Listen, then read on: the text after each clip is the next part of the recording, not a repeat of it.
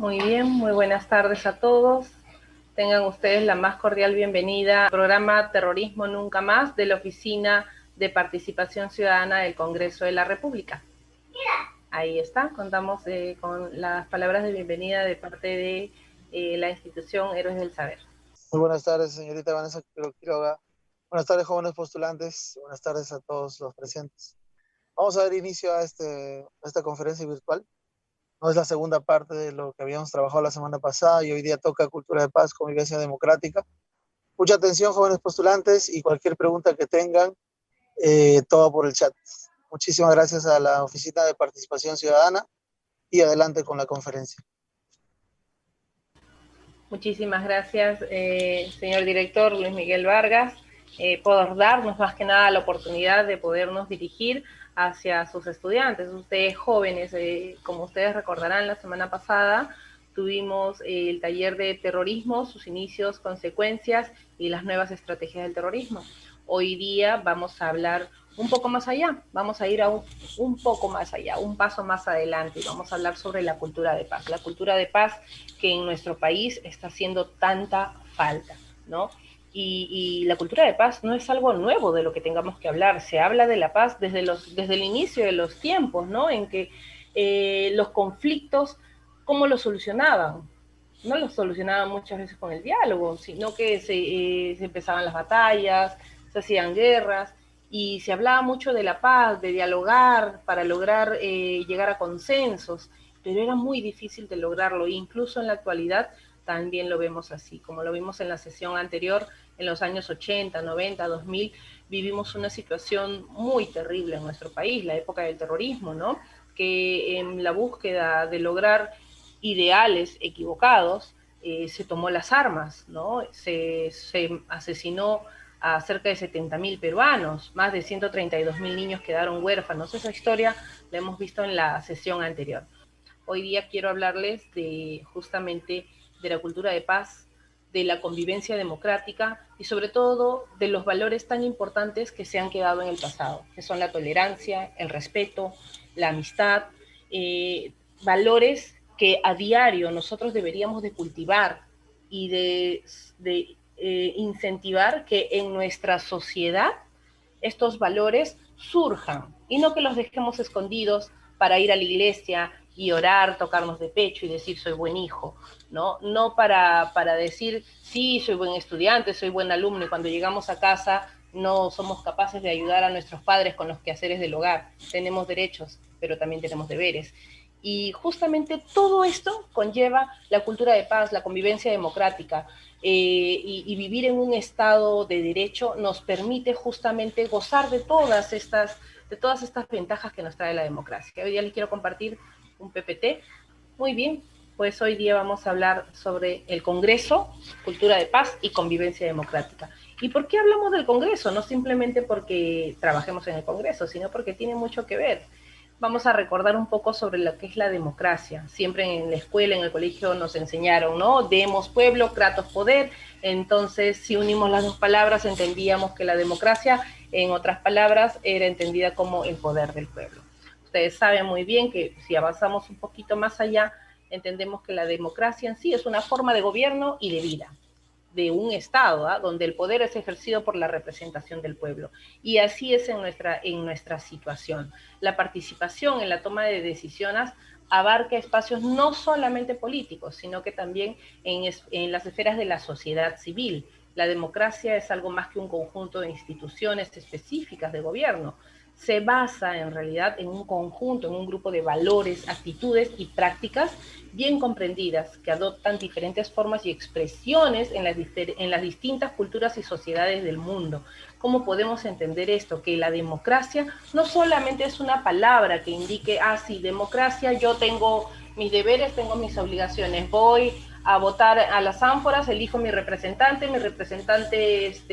elegirá las mejores cosas para mí y ahí nomás queda. No, la democracia nos brinda toda una serie de herramientas para lograr nuestra convivencia en la sociedad, ¿no? Permite que vivamos en un estado de derecho donde todos tenemos nuestros derechos y nuestras obligaciones y podemos hacerlos valer. Los ciudadanos de una democracia no solamente tienen derechos, como ya lo mencioné, también tienen obligaciones. Y una de esas obligaciones también está en participar en el sistema político, y este a su vez tiene la obligación de proteger nuestros derechos, de proteger los derechos y libertades del ser humano. De hecho, dentro del prefacio de la Declaración Universal de los Derechos Humanos, el cual todos deberíamos de conocerlos porque todos somos humanos, el reconocimiento de que todos los miembros de la familia humana tienen una dignidad intrínseca y gozan por igualdad de derechos inalienables, es el fundamento de la libertad, la justicia y la paz en el mundo. Por lo general, cuando escuchamos mencionar qué es la democracia, siempre tendemos a escuchar estas frases, ¿no? Que la democracia nos genera libertad, nos da acceso a la justicia y por ende nos permite llegar a lograr la paz en el mundo. Pero no tanto es así, porque la democracia no actúa sola. Somos los ciudadanos que tenemos que ejercerla, tenemos que empoderarla, y justamente es importante conocer cómo se desenvuelve la democracia en nuestro país, ¿no? Y como entendemos que hay una relación entre Congreso y democracia.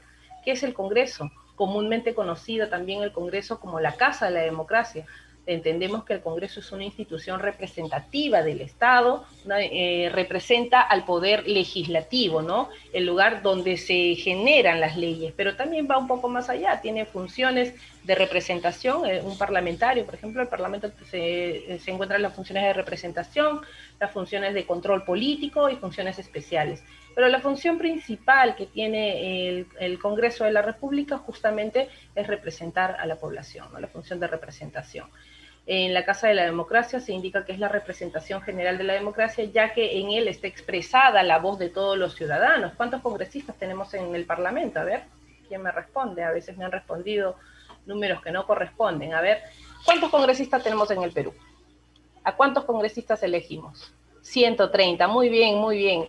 Estoy recibiendo muy buenas respuestas. 130 congresistas. ¿Y los 130 congresistas son de Lima? No, exactamente.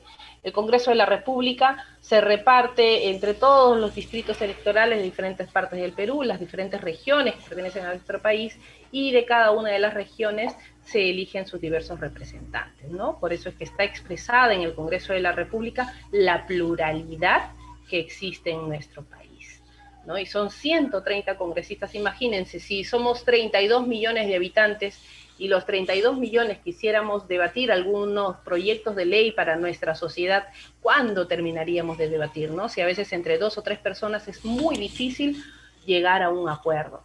El Congreso de la República tiene como su trabajo, por así decir, generar leyes que sirvan para la sociedad, ¿no? En función del progreso de la población.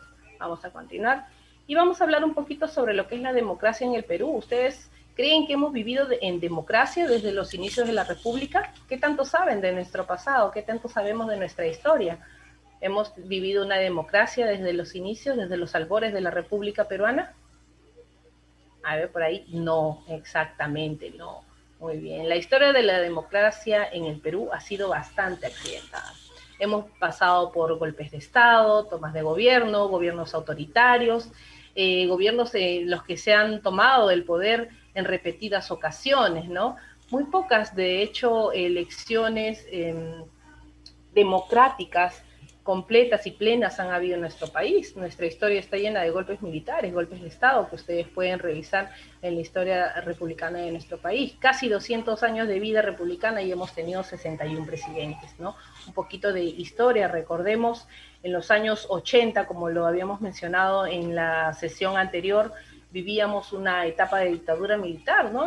Justo un 17 de mayo de 1980 íbamos a elecciones presidenciales después de 12 años de una dictadura militar.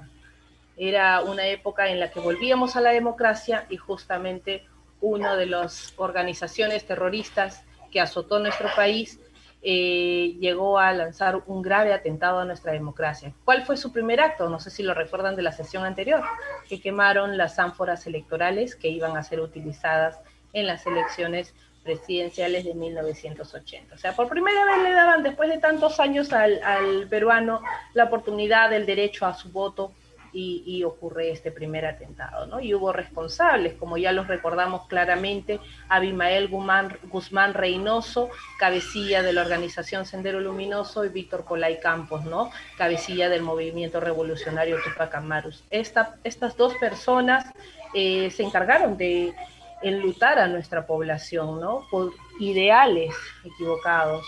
Uno decía que iba a ingresar con la revolución del campesinado, que iba a lograr que todos seamos iguales, ¿no? Y llama al campesinado, no lo invita a formar parte de esta llamada revolución, sino que lo obliga, ¿no? ¿Y qué pasa cuando el campesino dice, no, yo no quiero formar parte de este grupo? Lo mata, ¿no? Y empezamos a ver los primeros años del terrorismo en los 80, cómo asesinaban a nuestros campesinos, cómo acababan con comunidades enteras. En el año 84, 4 años después de aparecer Sendero Luminoso, aparece el MRTA, aprovechando pues, ¿no? El caldo de cultivo que se había formado en los años anteriores, con la gran necesidad que había en nuestro país, con la gran pobreza, gran desigualdad, que hasta el día de hoy hay desigualdad, ¿no?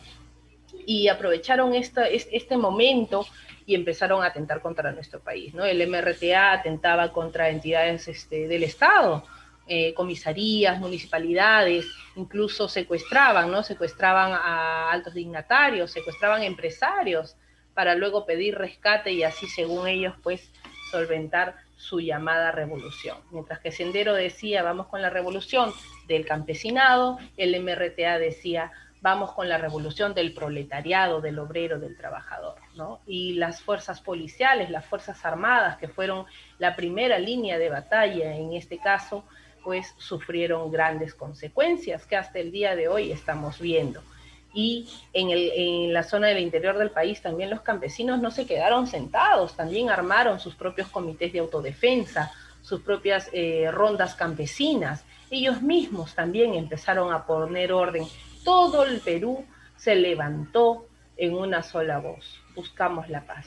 Queríamos la paz. 20 años, 20 años. Ustedes saben lo que es vivir 20 años con cochebombas, atentados terroristas, voladuras de torres de alta tensión. Tú salías a la calle, tu mamá, tu papá te decía, hijito, si tú sales a la calle, tú ves un auto estacionado y no tiene tripulante, corre, porque era un cochebomba. Tu papá o tu mamá, que eran policías o militares, se iban a trabajar y tú no sabías si iban a volver con vida. Así les tocó a muchas personas. Más de 132.000 niños quedaron huérfanos de aquella época. Niños que perdían a su padre y a su madre y ni siquiera sabían por qué los perdían. Tanto así se enraizó la violencia en nuestro país. ¿Y qué nos queda de aprendizaje esto? Que con la violencia no se logró nada. Absolutamente nada. O ustedes me pueden decir que Sendero Luminoso llegó a sacar de la pobreza a los campesinos. Para nada, ¿no? Por el contrario, los asesinó, los torturó, los mató, abusó de ellos. El MRTA logró conseguir algo que ellos decían que estaban buscando, la igualdad salarial en los obreros. Se unió con el movimiento obrero y no, tampoco. ¿Cómo podrían ellos conseguir una mejora a través de las armas, una mejora a través del asesinato, una mejora a través de la violencia, del terror? Porque eso fue terror, era terror. Tú no podías salir a la calle y pensar con tranquilidad, vuelvo a las 4, vuelvo a las 5, vuelvo a las 6. Y en aquella época ni había celular. Tú te ibas al colegio, llegabas a tu colegio y por algún motivo llegaba Sendero Luminoso, entraba al colegio, te quedabas ahí porque te hacían incluso cantar sus arengas, y tú no llegabas a tu casa, tus padres decían, ¿dónde está mi hijo? ¿Dónde está mi hija? Y no había celulares como hoy en día para llamar y preguntar, ¿no? Esa era una época totalmente diferente. Éramos un país muy pobre y nos empobrecimos mucho, mucho más. Teníamos pocas carreteras, las destruían. Teníamos pocas antenas de telecomunicaciones, las destruían. Teníamos pocos inversionistas, teníamos cero o nada de inversión extranjera.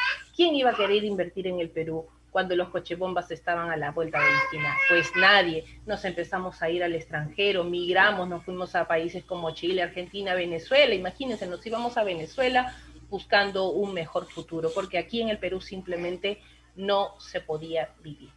Imagínense, vivir en aquella época. Ustedes hoy en día se van al cine, Bueno, ahora con pandemia estamos un poco encerrados, ¿no? Hay algunos jóvenes que todavía dicen, uy, estamos en pandemia, estamos encerrados, el toque de queda, así habrá sido en los 80, para nada, señores, para nada, los toques de queda no tenían ni parecido con la actualidad.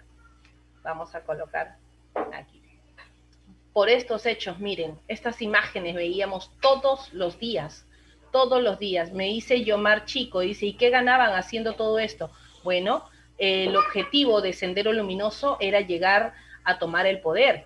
Querían lograr realizar en el Perú una especie de China comunista, como la que había visto Abimael Guzmán en el año 65, que viajó a China y vio el poderío de Mao, ¿no? Con la revolución del campesinado realizada allá. Por eso es que ellos toman la ideología del pensamiento maoísta principalmente, no tanto marxista ni leninista, sino principalmente maoísta, en su intención de lograr en el Perú lo mismo, ¿no? Y ustedes han visto qué es lo que ve Sendero Luminoso con el gobierno revolucionario allá en China, ve pues a campesinos todos marchando igualitos, todos común, ¿no? O sea, el comunismo, ¿no? Todos igualitos, todos obedeciendo a una sola imagen. ¿Quién era? Mao. Y él se sentía así, incluso se hacía llamar como ellos se llaman, ¿no? Camaradas, él era el camarada Gonzalo, se hace llamar presidente Gonzalo, ¿no? Y hasta el día de hoy, los senderistas que incluso han pagado sus condenas de 20, 25 años, muchos ya están liberados, hasta el día de hoy se refieren a Abimael Guzmán como el presidente Gonzalo. Incluso piden su amnistía. Hasta el día de hoy no han parado en su búsqueda por lograr la amnistía de Abimael Guzmán. Del MRTA poco nada se habla porque pues ya quedó fenecido, ha desaparecido el MRTA por completo, aunque su cabecilla, Víctor Polay Campos, está próximo a salir liberado de prisión, ¿no? Ya habiendo completado su condena, increíblemente. Y estas imágenes las veíamos a diario, todos los días, todos los días. En el Perú no era como en Europa, ¿no? Que en Europa escuchamos por ahí un atentado hoy día y dentro de 2 o 3 meses escuchamos otro atentado, ¿no? Aquí era todos los días. Los atentados eran de manera simultánea. No sé si recuerdan la semana pasada que tuvimos la charla, yo les comenté, yo soy una de las víctimas sobrevivientes del atentado de Tarate en Miraflores, donde Sendero colocó un coche bomba con más de 250 kilos de dinamita y anfo en cada carro, habían dos explosiones.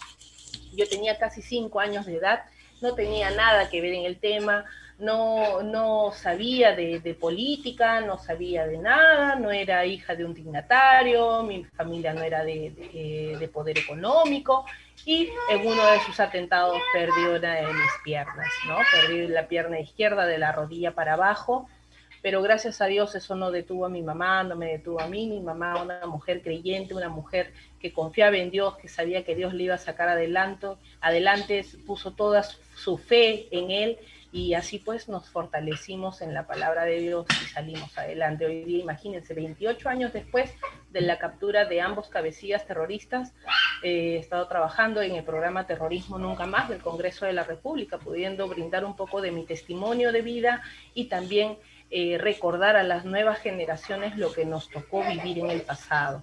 Para mí es una pena a veces ver jóvenes de 17, 16, 17, 18 años de edad apoyando a grupos como el Movadef o como el FUDEP, que son organizaciones que hoy en día se quieren disfrazar con la bandera de la democracia, pero que sus manos están manchadas, porque han sido parte de Sendero Luminoso, incluso dentro de las cabezas dirigentes de estas organizaciones Movadef y FUDEP, encontramos a Alfredo Crespo, una persona que está detrás, justo que ha sido abogado de Abimael Guzmán, ¿no? Y lo vemos ahí.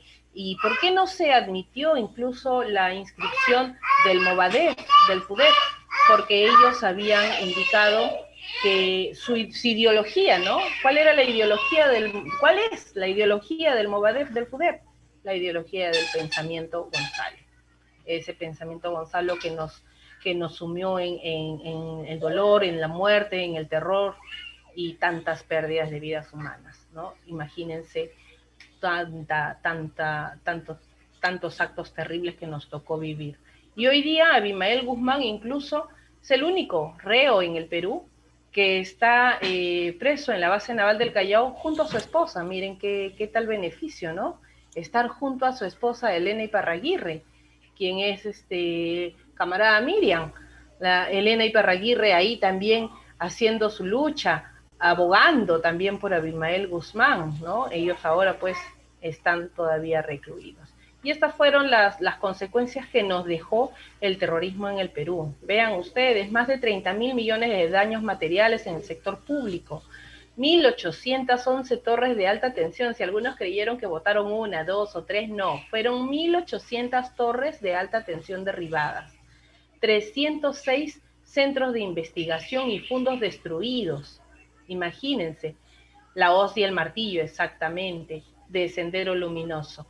Narcoterrorismo, el incremento de la delincuencia hoy en día. Miren, 1 millón de personas desplazadas. ¿Sabes lo que significa ser una de estas personas desplazadas? Significa que tú tuviste que salir de tu tierra, de tu casa, dejar todo lo que tenías, huir y empezar de cero. Así nos tocó vivir. 3.000 integrantes de la Policía Nacional del Perú y Fuerzas Armadas completamente afectados. Y esta cifra sí es escalofriante. 132.000 niños huérfanos. 132.000 niños huérfanos.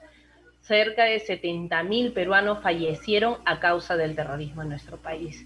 Y aquí podemos ver, según la señalética de colores, ¿no? Miren, entre el 81 y el 84, cómo estaba enraizado específicamente en la ciudad de Ayacucho, ¿no?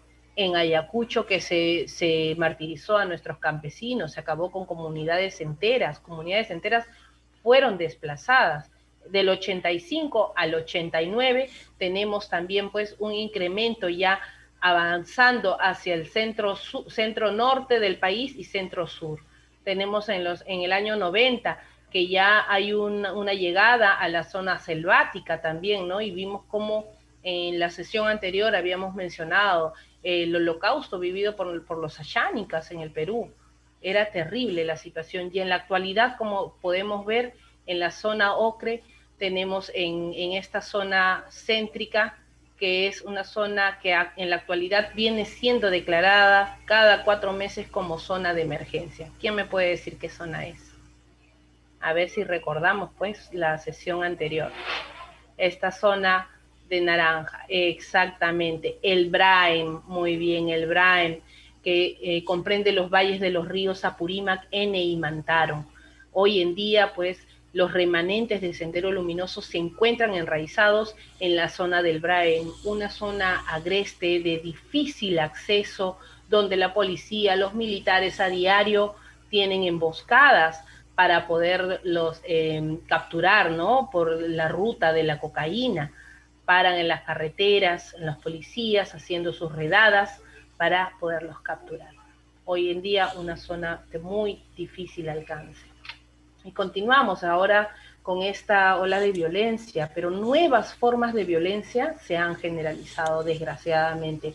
Hoy día, año 2021, imagínense la violencia contra la mujer, la vemos a diario, prendemos la computadora, prendemos el celular, prendemos la televisión y vemos, ¿no? Hombre asesinó a mujer. Y ahora ya no solamente es hacia la mujer, sino también contra los hombres. El asesinato está pues por todos lados. Vemos violencia contra la mujer que por celos, que por machismo. Vemos también cómo se violentan a nuestros niños y niñas en el Perú, violaciones y en muchos casos todavía en el seno familiar, ¿no? Que vemos hijos violados por sus propios padres, padres biológicos, y nosotros lo vemos y decimos, pero Dios mío, ¿qué está pasando en nuestro país? Vemos cómo el bullying está atentando contra nuestros niños en los colegios.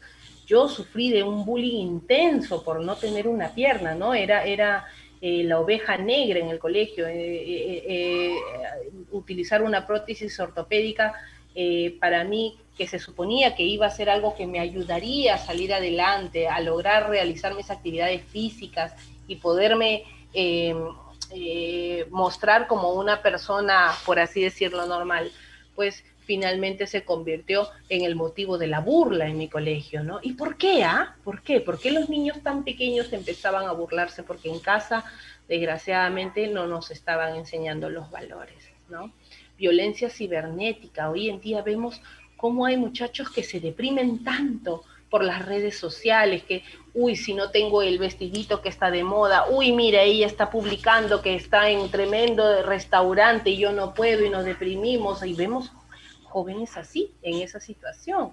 Vemos también la violencia económica y patrimonial que se está ejerciendo en algunas parejas. Vemos la violencia entonces por todos lados. ¿Y qué podemos hacer? Nosotros como ciudadanos que ya conocemos lo que ha pasado en el pasado, que un acto de violencia degeneró en 20 años de terror. Hoy en día vemos la violencia y tenemos que decir, no, basta ya. Nuestro deber ahora es rechazar todo tipo de violencia, venga de donde venga. Y para ello debemos de aprender a ser tolerantes. ¿Y qué es la tolerancia? La tolerancia, por si acaso, alguno por ahí me respondía y me decía, no, la tolerancia es aguantar.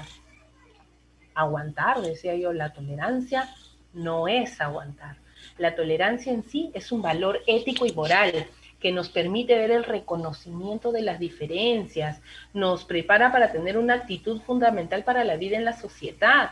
Es el respeto hacia lo diferente de uno, ¿no?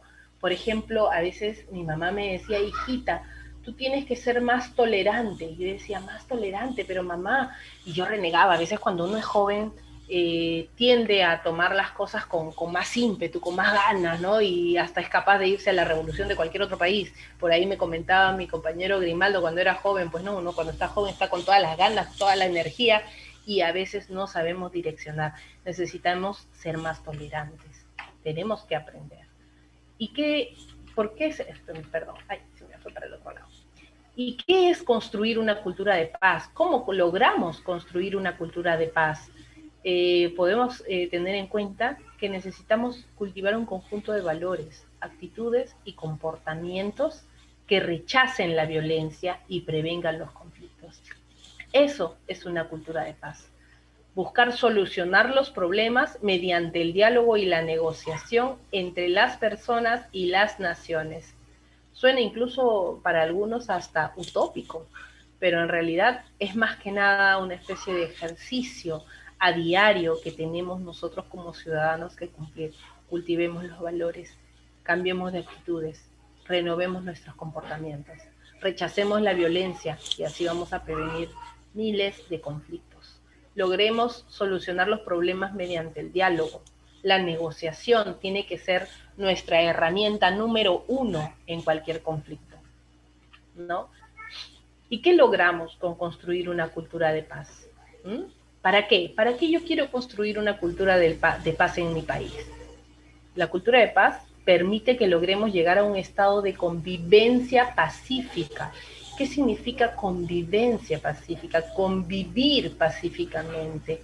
Quiere decir que yo si soy tolerante, si yo guardo respeto, tengo valores que me permiten convivir con el que es diferente a mí, con el que piensa diferente a mí, con el que quiere cosas distintas a mí, si yo aprendo eso, ya logré una convivencia pacífica y va a mejorar, por ende, mi sociedad, nuestra sociedad. Necesitamos lograr un estado de convivencia pacífica y democrática que fortalezca nuestro país y nos permita llegar a generar mejores y mayores recursos para alcanzar el desarrollo como sociedad y como país. Qué bonito suena, ¿no? Miren, escuchen esta parte. La humanidad estuvo en muchas guerras y conflictos. De hecho, desde los inicios de nuestra existencia, ¿no? Generando costos como el hambre, la pobreza, el subdesarrollo y muchos otros problemas. Por lo cual se crea la cultura de paz en busca del desarrollo inclusivo y sostenido para los diferentes pueblos del mundo.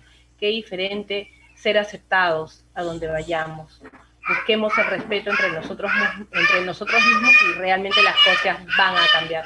Por ejemplo, yo tengo tolerancia, ven como mi nena hace bulla y habla y tengo tolerancia, he aprendido a entender que es una niña que pide atención, hay una persona atendiéndola, pero ella igual quiere más y entendiéndola, respetándola, respetando su momento de aprendizaje, el momento en el que ella está pasando, en que está viviendo.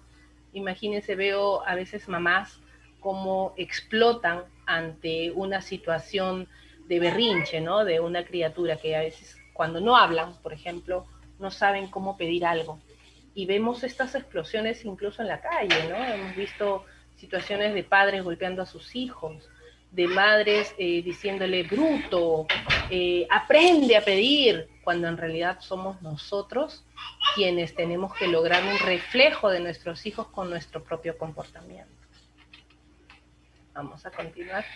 Y tú eres parte del cambio, ¿eh? Tú eres parte del cambio. Miren, el conjunto de estos valores apunta a recuperar los vínculos entre los individuos, es decir, entre todos nosotros, y fortalece el tejido social desde una mirada del enfoque de la no violencia. Un país sin violencia es un país preparado para avanzar en el camino de la democracia hacia el desarrollo de una sociedad. ¿Y qué valores son? Valores como la tolerancia, la cooperación, la responsabilidad, la empatía, la justicia, el respeto, la participación, la confianza, la paz, la amistad.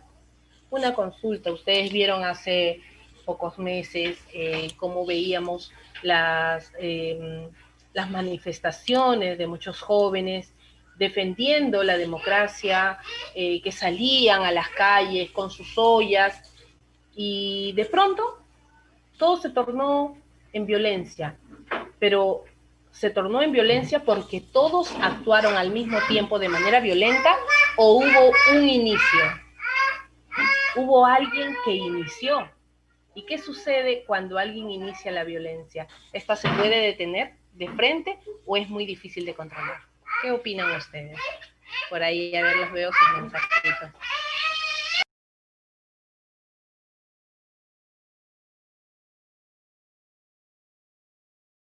A ver, aquí dice, es difícil de controlar. ¿Y ustedes están preparándose en este momento para entrar a una institución como la Policía Nacional del Perú o como el Ejército, ¿no? Y en algún momento les tocará lidiar con estas situaciones, con situaciones de violencia que se generalizan a partir de un primer acto. Entonces, con mayor razón aún, tenemos que cultivar esos valores. Cuando ahí, veo ahí, ¿no? Me dice Luis y Lupu, cuando alguien actúa con violencia, tendrá su respuesta. Esa es una de las respuestas que siempre hemos escuchado, ¿no? Sí, claro, cuando alguien inicia con violencia, ¿cuál es la manera de apagar esto? Si soy perteneciente a la fuerza del orden, ¿cuál será mi accionar, ¿no? Ustedes tienen esa respuesta. Convivencia democrática. A esto queríamos llegar. Como sociedad debemos comprender que la convivencia democrática significa reconocer que somos diferentes. Y todos lo sabemos. Sin embargo, aún escuchamos frases como, oye, cholo de M. Uy, la pituquita, la blanquita. Uy, el negrito. Negrito San Borja. Después del mediodía ya no piensas. ¿Cuántos de ustedes han escuchado esas frases? Yo lo he escuchado muchas veces. A mí me han dicho negra de M, después del mediodía ya no piensas porque soy morenita. Por ahí, muchos no saben, yo soy una de estos memes virales que se hicieron hace, no sé, creo que 2 años. Estaba yo en el centro comercial Ripley cuando una señora de rasgos claros, de piel clara, ojos claros, estaba caminando ahí, yo estaba con mi niña muy pequeña, y a ella, y mi hija se le cruza por delante, y la señora me dice, recoge tu mosca. Y yo dije, ¿qué? Obviamente cuando uno es madre y se mete con sus hijos, la madre pues por lo general tiende a saltar, ¿no? Y la señora me empezó a decir una barbaridad de cosas, y yo me preguntaba, ¿y dónde están los protocolos en este tipo de casos? Y no vi que se activara ningún protocolo dentro de este centro de compras, ¿no?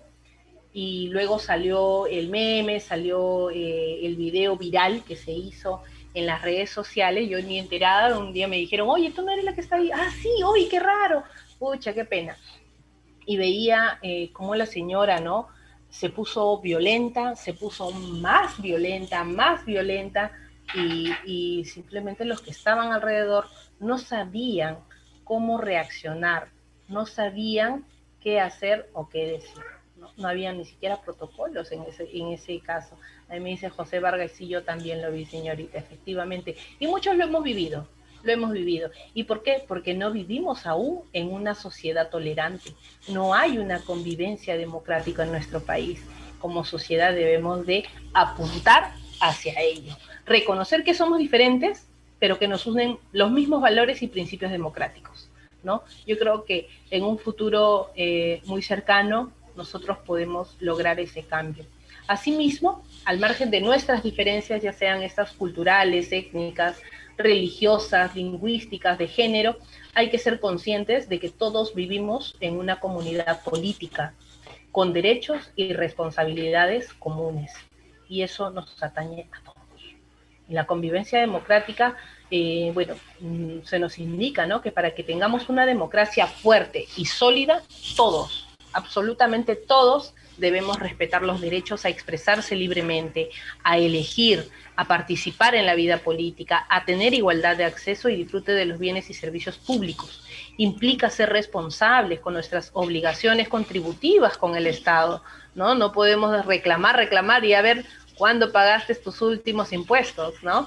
También tenemos nuestras propias obligaciones contributivas con el Estado, además de cumplir con respetar las normas de convivencia ciudadana y cívica. No nos quedemos solamente en el lado ay, no me gusta la política porque de repente hay mucha corrupción. Ah, sí, político corrupto, tú me mientes, me engañas, me prometes el oro y el moro y después no cumples. ¿Cuántos de ustedes también mienten?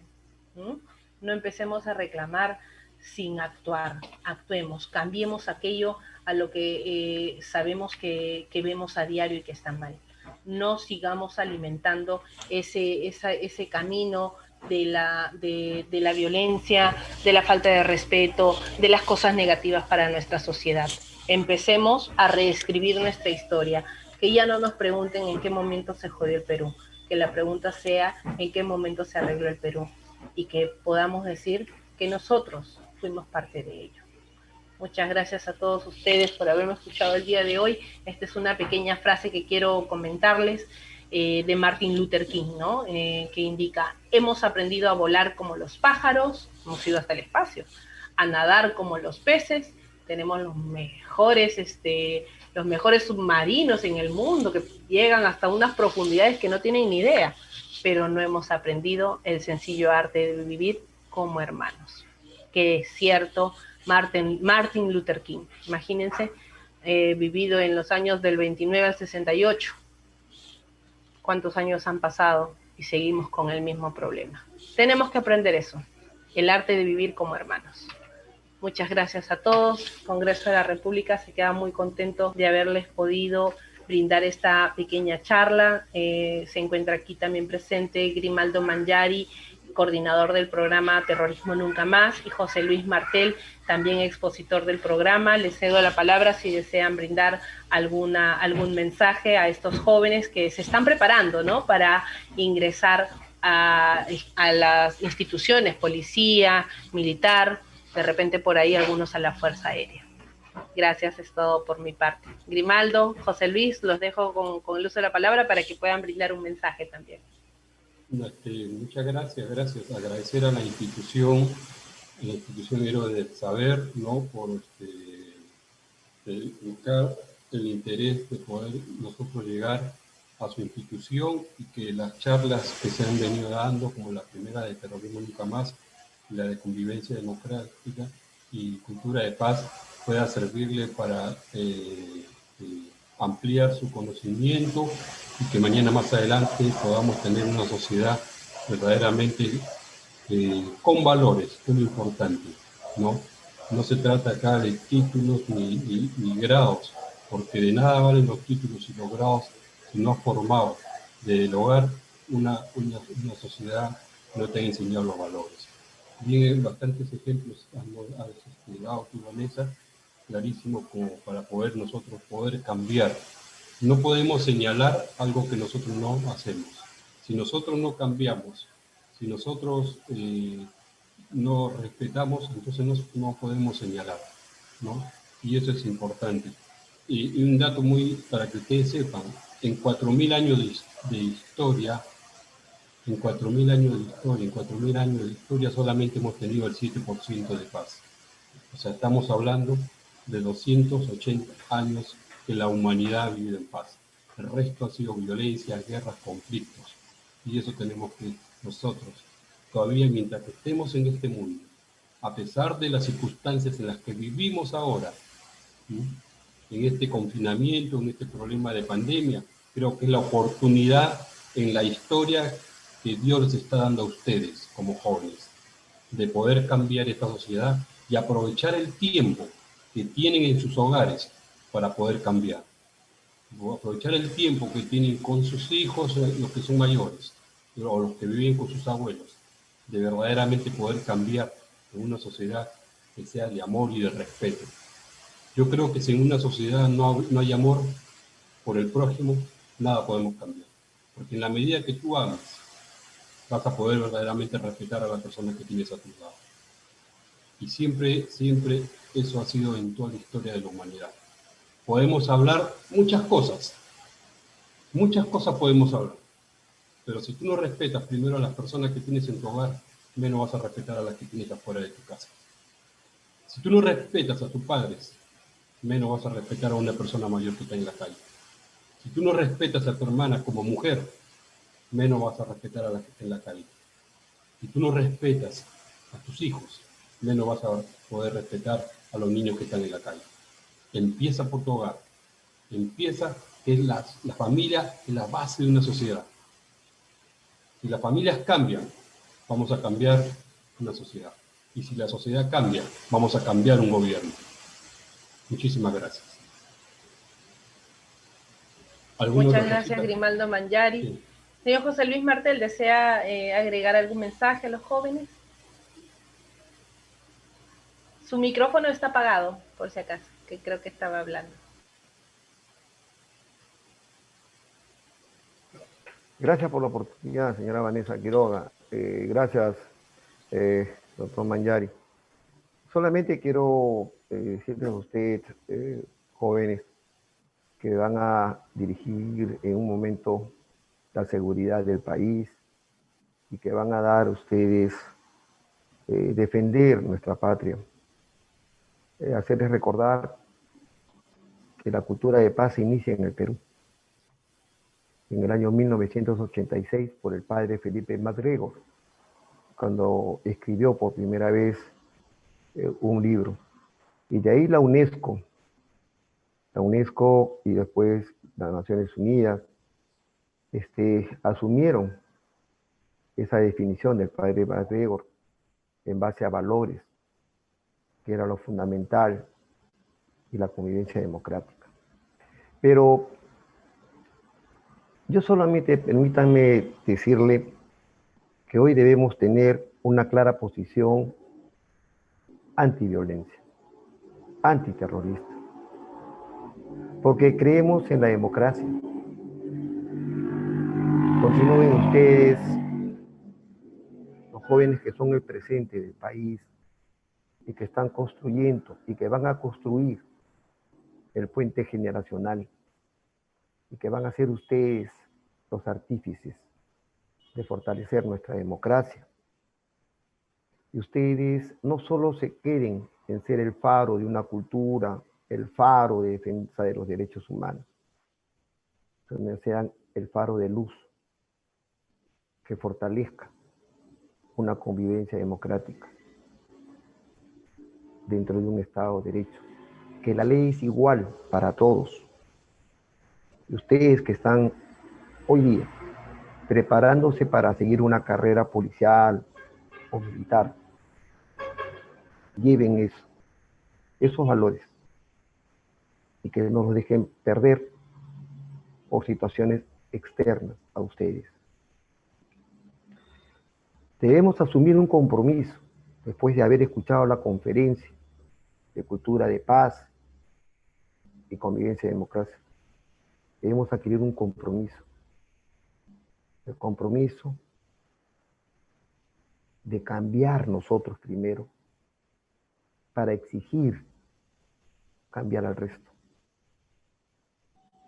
Está en sus manos, está en ustedes. Esa oportunidad que el Perú comience a cambiar.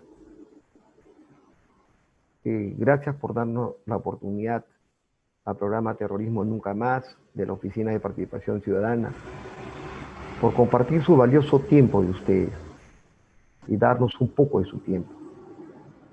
Espero que hayamos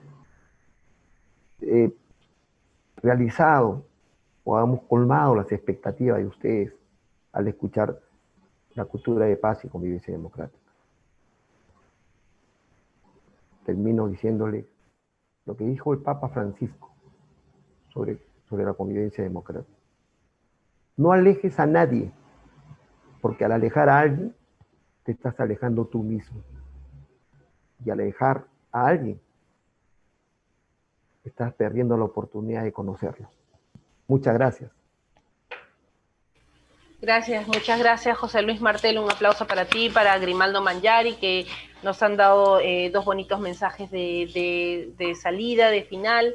Realmente agradecer a todos los estudiantes que nos están brindando su tiempo, su valioso tiempo. Para nosotros es muy importante que nos den apertura para llegar con el mensaje que busca brindar el programa Terrorismo Nunca Más del Congreso de la República. Muchas gracias a todos. Que tengan muy buenas tardes. Hasta la próxima.